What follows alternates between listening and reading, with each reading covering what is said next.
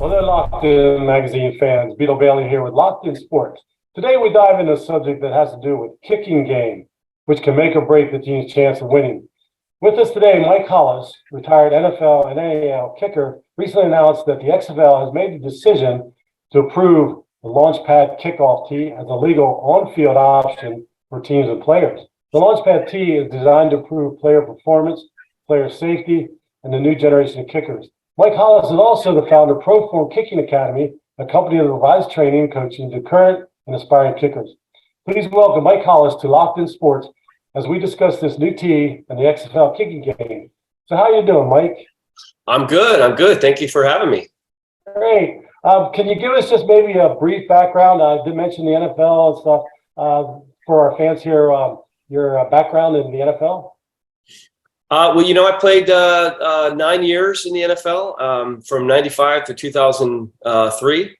I was once at the top of the league in scoring. I led the league in scoring in 1997. I was an all-pro kicker that year. The same year, went to the Pro Bowl in 98, of course, for that season of 97. But I was here with the Jaguars for 7 years. Original Jaguar kicker, scored the original points, first points in franchise history.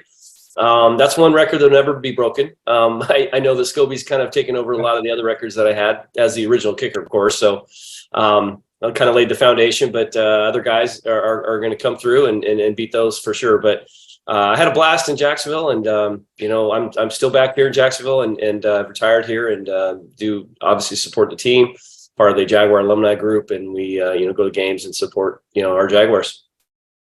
That's great. Yeah. Records are meant to be broken, but you want to kind of keep them as long as you can, right? Yeah, absolutely. Yeah. So what makes, we'll get into a little bit of tee kicking here. What makes a good kickoff tee? Well, speaking of obviously Launchpad, the ground zero tee, kickoff tee, has been around for a long time. So when I used, it was the only one really officially regulated by the NFL.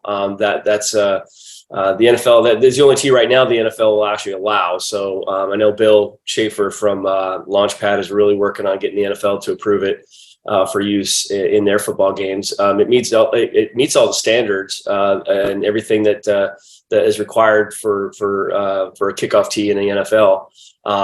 And the thing with the Launchpad is pretty unique because of the fact that when they designed it, they kind of had a forward lean in mind, and you can't really lean the ball really much at all on those ground zero tees, kickoff tees that the NFL is using now, which in my opinion isn't a huge deal. The way I coach and what I teach, I don't necessarily really want a lot of lean on a ball, whether it's a forward lean or a lateral lean or anything like that. However, that tee is very good in the wind. It'll hold the ball up really, really well, much better than the ground zero will.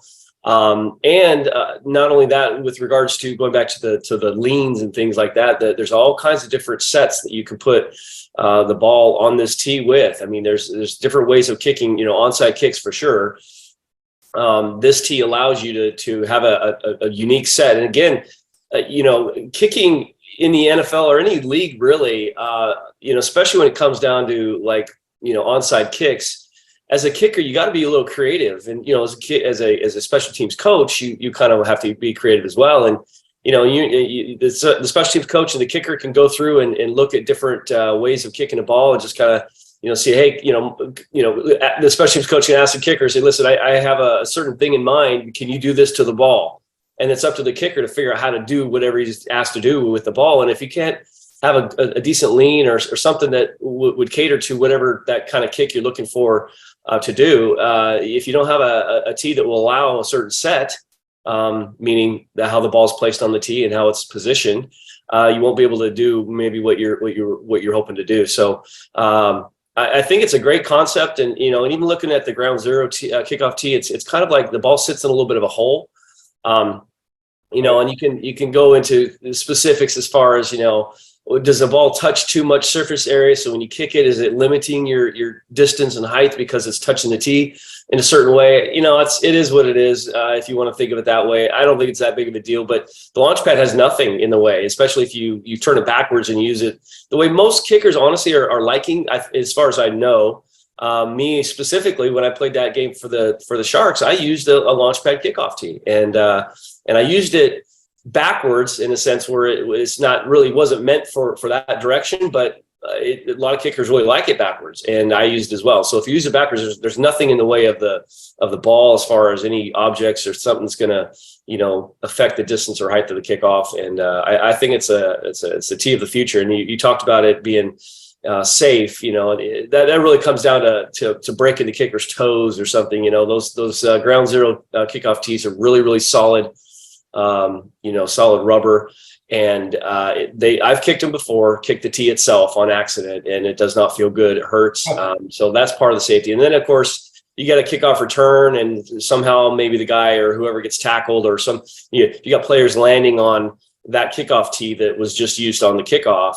That ground zero is pretty hard, and it could actually do a lot of damage to somebody if you hit it just right. So the launch pad is very, very soft. It's real flimsy. It wouldn't hurt at all if you landed on it. Just fold over like a piece of paper, really. But very, very safe. Obviously for that, and ideal as far as the set and everything. So it's a great kickoff tee. I think it'll be used in hopefully the NFL soon. Hopefully they'll approve it. Great. Do you think kickers, when they start kicking or maybe more advanced, take a lot of time in investing and looking into the type of tee that they want to use? Not necessarily. I think a lot of kickers just use what's available. Depending on what you know about kicking, what how much experience you have. I'm sure, the parents will go out and buy little Johnny's, kickoff tees and holders and, field goal blocks and things like that. So, there's a variety now where, there used to be a soccer style kickoff tee back when I was younger. And I used that actually when I first started training for the NFL. I used a 1-inch kickoff soccer style kickoff tee. I just cut a 2-inch down to a 1-inch, but that tee wasn't legal in the NFL, so I couldn't use that at the time. They committed to that ground zero, and that was the only tee that anybody could use. But I think that obviously if there's a variety of different options that an athlete could choose from as far as a kickoff tee or any sort of kicking equipment, I'm sure they'll have a good sense of making that decision if they have options, of course.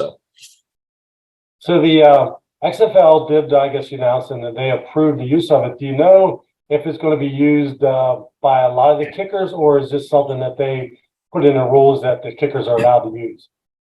I'm sure Launchpad will be sending every team multiple, Launchpad kickoff tees, for use. And again, it's just really up to the kicker. I like the launch pad. I like the ground zero too. I'm not real picky when it comes to that kind of stuff, but there are kickers out there that get really specific in what they're looking for. And, with that launch pad kickoff tee, you got a lot of options when you're kicking off, especially on onside kicks. So again, going back to your question, I think it's just up to the team and up to the kicker, and, just depending on what they want to use. Now they have two options as far as I know, the ground zero, obviously, and then the launch pad kickoff tee. So, we'll see. Hopefully every team will use them, but again, it comes down to the kicker's preference. So what do you think about the kickoff rules now in the XFL?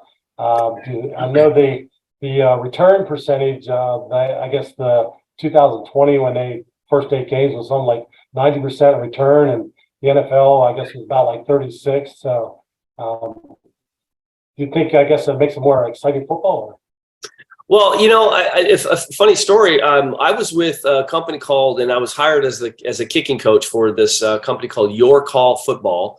It's called Your Call Incorporated now. They do a technology that is live and interactive for football games. The fans can actually pick the plays in this specific thing that they did with the Your Call football program.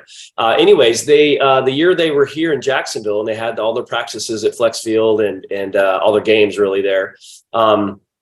they had a lot of the XFL personnel were here to kind of go through practices and kind of kind of recruit and kind of look at some of the athletes out there, but also they were going over some of their rules. And this was before COVID, so they haven't really had a chance to implement these kickoff rules in reality for any games yet because of COVID and everything, because they had canceled the season, of course.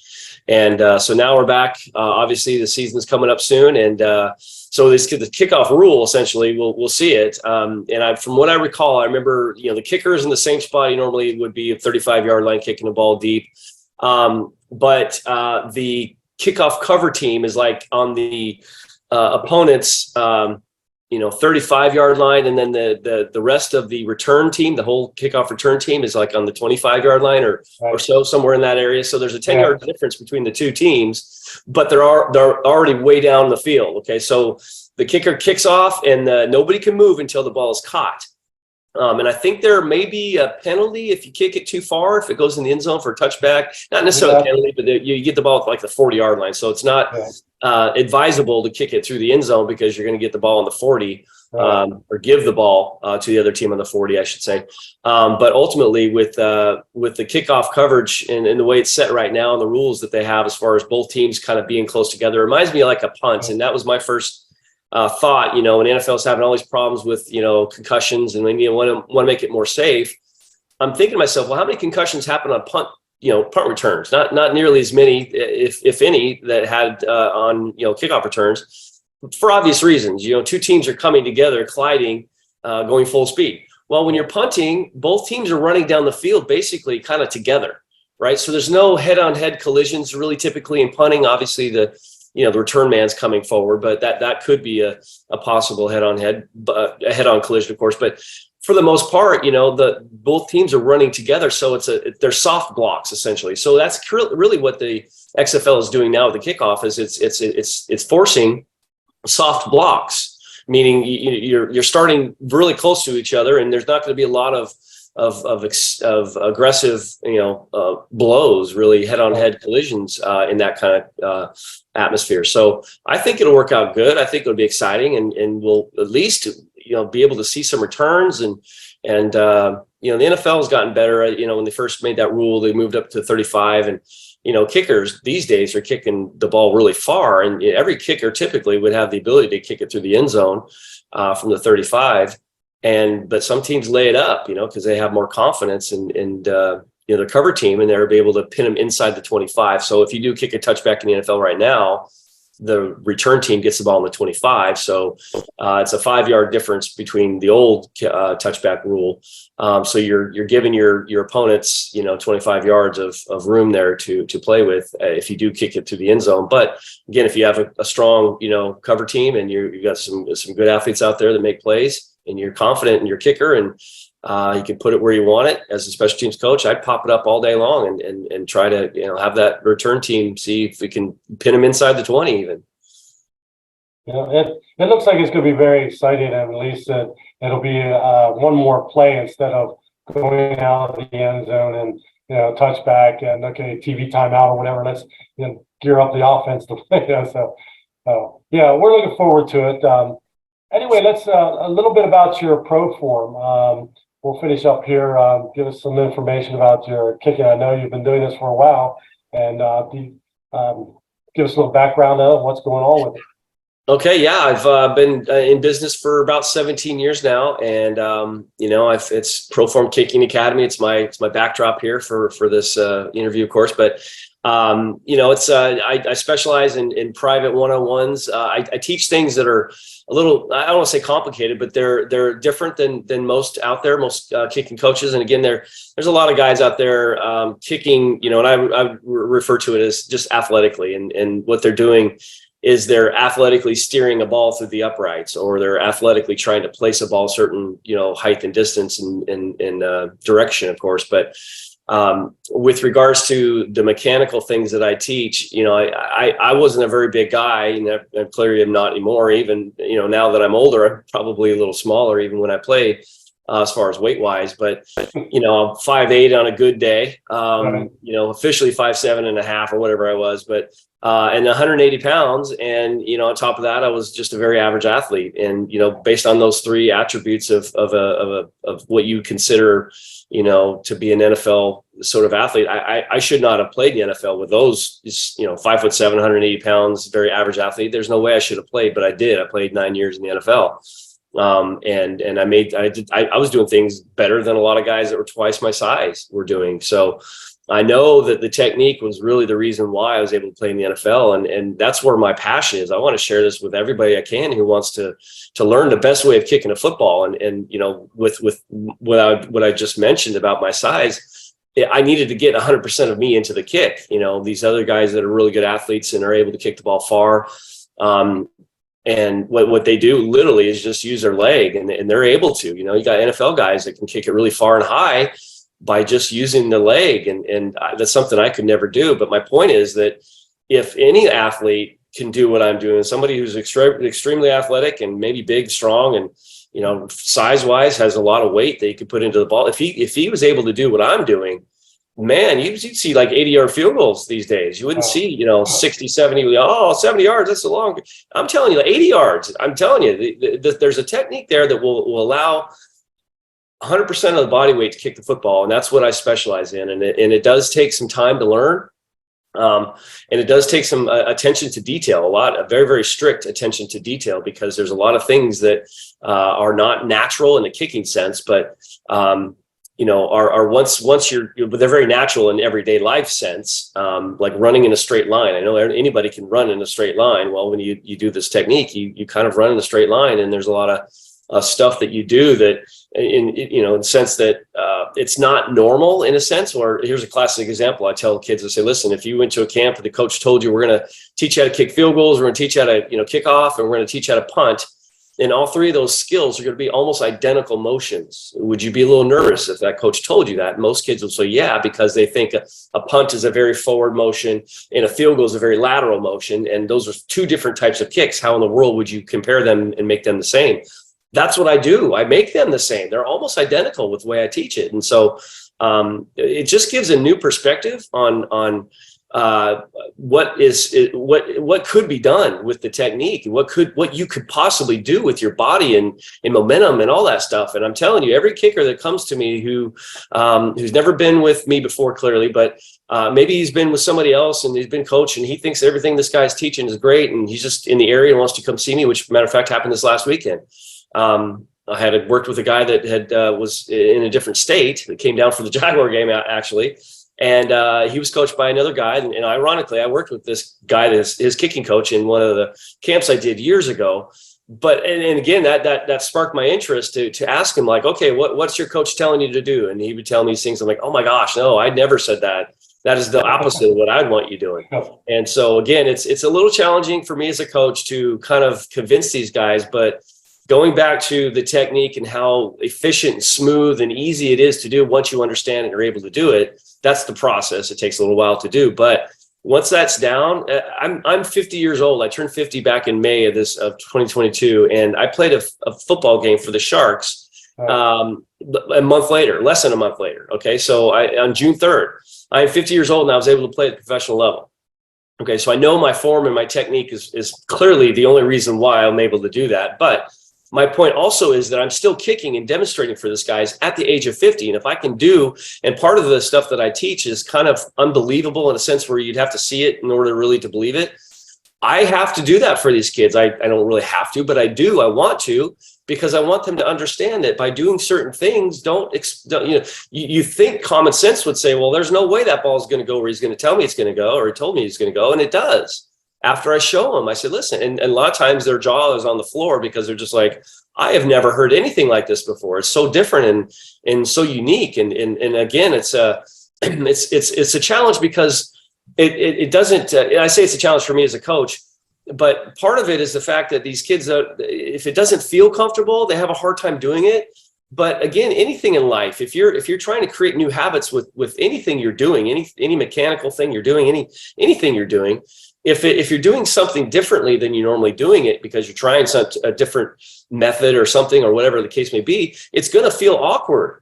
And it may take some time for that awkwardness to go away, because what you're doing really is taking away, getting rid of the bad habits you were doing and implementing good habits and changing the habits essentially. So anytime you change habits, it's going to take some time to learn. And the challenge is for me as a coach is to keep these kids going and working on the stuff. And if it doesn't, some kids, if they don't like it, they don't like it, and they want to go back to what feels good. But I'm telling you, these kids that are doing what they're doing now and kicking comfortably, meaning, kicking the way that they think kicking is, and all the coaches are, do this, and it's so lateral, you got to close the gate, and all these terminologies and things that I would never want to do.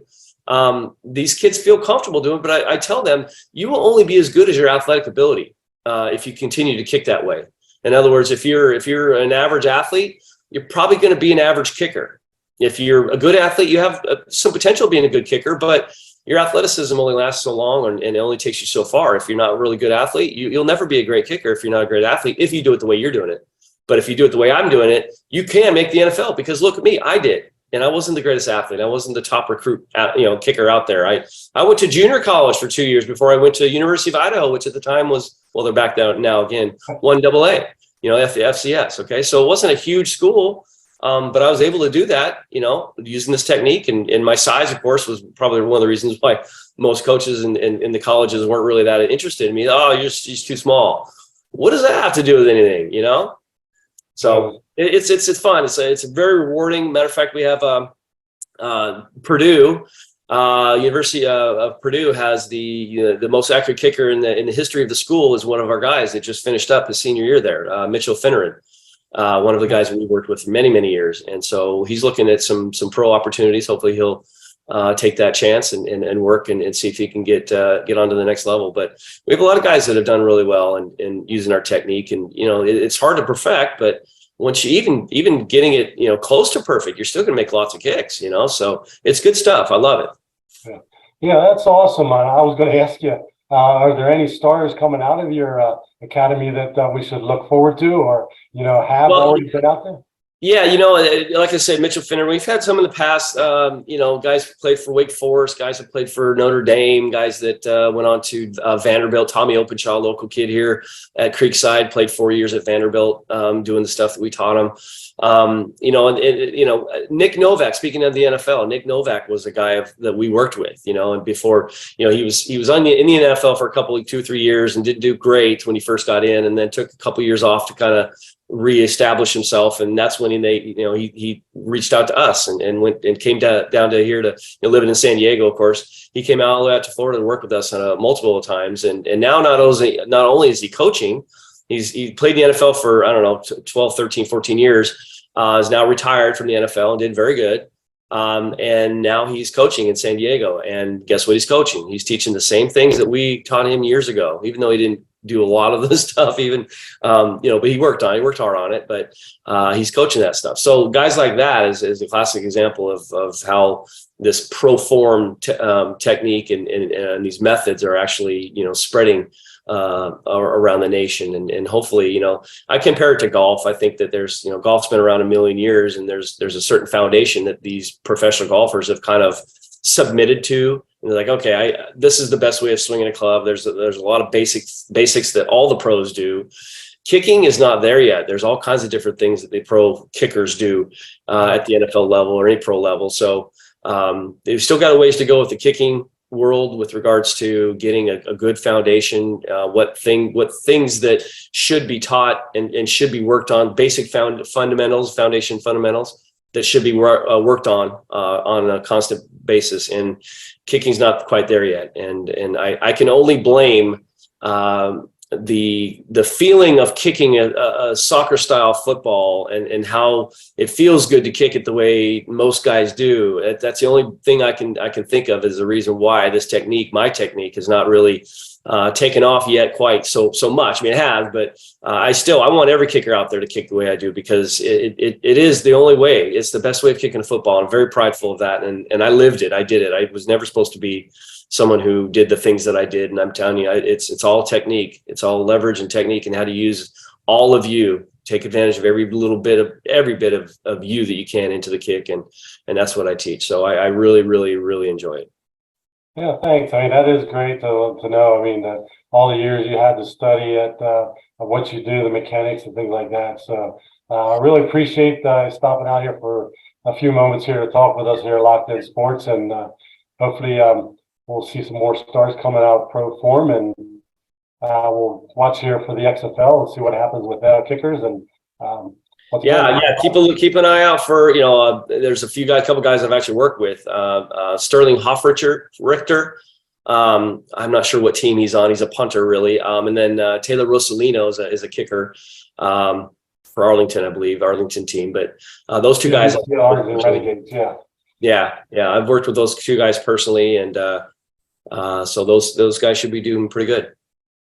Thanks. Well, have a good evening, and take care of yourself. We'll be speaking soon then. Thank you so much.